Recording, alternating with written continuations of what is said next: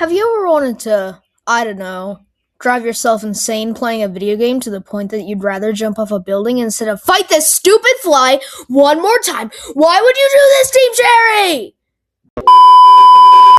Hi, I'm Kohei J, and unless you just clicked on this video with your eyes closed, you know what this is about. Hollow Knight Silksong just came out 8 months ago, and as of writing this script, I just beat the game. Only the regular ending, though. But I feel as if I know enough about it now to share my thoughts to the 40 people who actually care. Subscribe. I just want to start off by giving y'all some context. I did not play the original Hollow Knight. I just saw the hype, the great reviews, and the price, only $20 in case you didn't know, and thought, okay, I'll give this a go. This one decision changed the course of how I perceive games and gaming as a whole. Let's get into it. I got into the game, and as soon as I could move the character, Hornet, I immediately mashed buttons to get the controls. As I walked through the first area, I soaked in the vibes and died to the first boss. Now, before you judge me, this is the first combat-based 2D platformer I've ever played, and also my first Metroidvania. I did go back and kill the boss on my second try. Don't worry about it. But now that we've talked about the first area, let's get into my general opinion on the game as a whole. Spoilers ahead, obviously. I seriously recommend getting this game and playing it before watching the video. It's one of the best gaming experiences I've ever played, and playing it blind was genuinely mind-blowing. Now that we got that out of the way, let's see my thoughts. So upon beating the game, I can confirm one thing. This game is tough. I've died countless times during my playthrough, and I've seen people online having the same experiences as me. Some bosses I found really hard that I'm sure many of us can agree on. The High Halls Gauntlet, not a boss, but it sure as hell should be. Four Brothers Cygnus and Gron, and of course, Savage Beast Fly. This stupid, awful, terrible fight took me hours to finally send straight to hell. I don't know how many times I died fighting Savage Beastfly's first fight, but I'm sure it was a straight-up embarrassing amount. The High Halls Gauntlet was absolute hell, 0 out of 10, would not recommend. Or maybe I just need to get the. But enraging difficulty aside, this game is beautiful. It really makes you appreciate how much work is put into game development, and I can totally see why this took them 7 years. Oftentimes, your reward for completing a quest is just a vibe. You'll see places like the warm and welcoming halfway home in Greymore, a rare place of hospitality amongst the harsh and gloomy towers. Mount Faye's Peak, where the harsh and freezing winds are met by a glorious eagle perched atop the summit. The bathhouse in Coral Chambers, a rare place of safety to drift in the hot water and rest your weary limbs from the long travel you made. I could go on and on about the beauty of this game, but we have a video to make and I have to get a move on. This game has a very colorful cast of characters you'll meet along the way to the Gleaming Citadel in Act 1 and in the Citadel's halls in Act 2. A fan favorite is Sherma, a talented musician. Like, how could you not love them? There's Lace, a weaver warrior woven from silk. Chakra, a heroine from a tribe of warriors and also a skilled cartographer. Phantom, the exiled sister of Lace and also a skilled fighter in their own right. And Garmond, a jousting warrior riding atop his steed, the noble Zaza. Gee, I hope nothing bad ever happens to those two. But above all, my favorite character in this entire game is, you know him, you love him, the Drama King himself.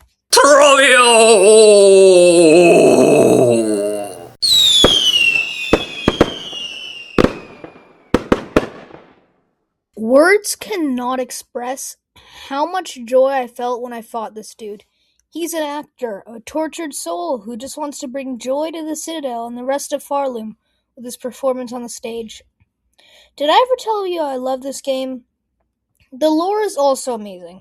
I've tried and failed to get my friends to play this game, and succeeded only once, and even when I did, they told me the lore was mid. Like, am I not getting something?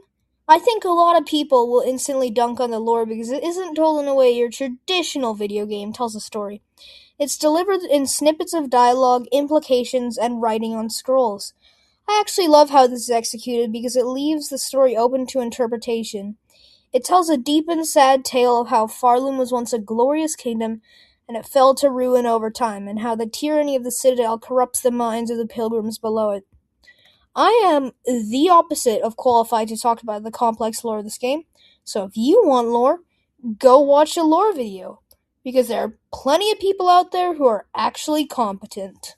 But aside from the characters, scenery, and lore, the gameplay is all anyone could ask for.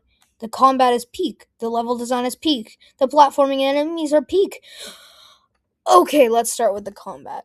A lot of people say that Hornet has a lot more movement options than the playable character in the original Hollow Knight, but I wouldn't know. I just know Hornet controls amazingly. Every little dash, jump, claw line, double jump, and pogo feels significant, and when you string them together, it feels so good. I don't know how else to describe it. The bosses each have intricate patterns, and it feels so good to weave through their attacks and land that pogo and stagger them. Except you. If I had a nickel for every time I had a dopamine rush from killing a boss, I'd have about as many nickels as the bosses in Act 1 and 2, which is, quick wiki search, 33 nickels, not counting rematches. Next, the level design. Each level in this game brings its own special charms to make the world of Farloom feel more alive. The first level, Moss Grotto, is a perfect introduction to the controls and has a great calming atmosphere. The next area, the suitably named Marrow, is an area full of lava and giant bone skulls. All the enemies perfectly fit into this area as they wear the skulls of other dead beasts. The next area is the equally lava-full Deep Docks. This is an area where they mine and smelt ore deep under the lava. The next area is Far Fields, where the Scar, a tribe of warrior ants, live. Greymoor, as we discussed earlier, is a gloomy and dreary place where the Threadrakers live, those who catch the leftover dregs of silk falling from the Citadel. This area is perfect for the middle of Act 1 as it slowly eases into the reality of the Citadel with the underpaid workers. Shellwood, the next area, is a very relaxing contrast to the previous Greymoor, and the Blasted Steppes will be most players' final Act 1 area, full of raging sandstorms and really tough enemies. I found that most of the areas in the Citadel in Act 2 look similar to each other, which is a big contrast to Act 1. The platforming is also very unique to any 2D platformer I have ever played. It involves more pogoing and wall clinging than jumping from platform to platform. For example, there is one area called the Cogwort Core and has some platforming where you have to shoot your silk through a ring to hang on it and jump off at the right time to pogo a saw or something. And I almost forgot, the music in this game hits so hard every single time. When I first heard Strive, I instantly fell in love with the soundtrack.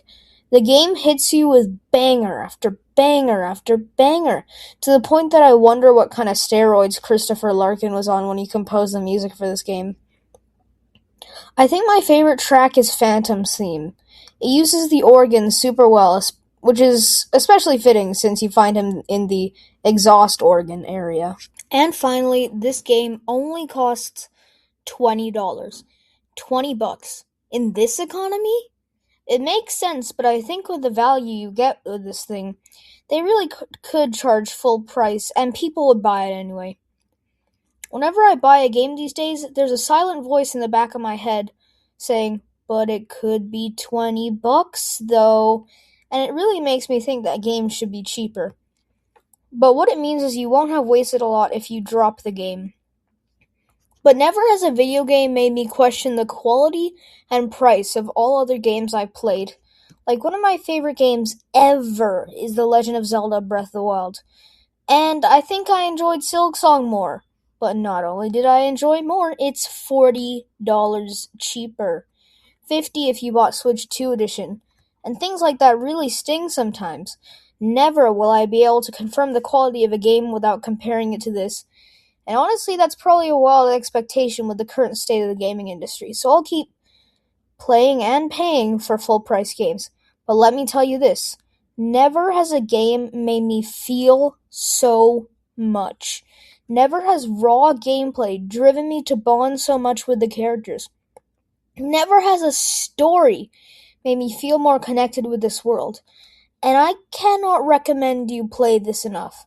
I hope this video has encouraged you to try out this new series for yourself.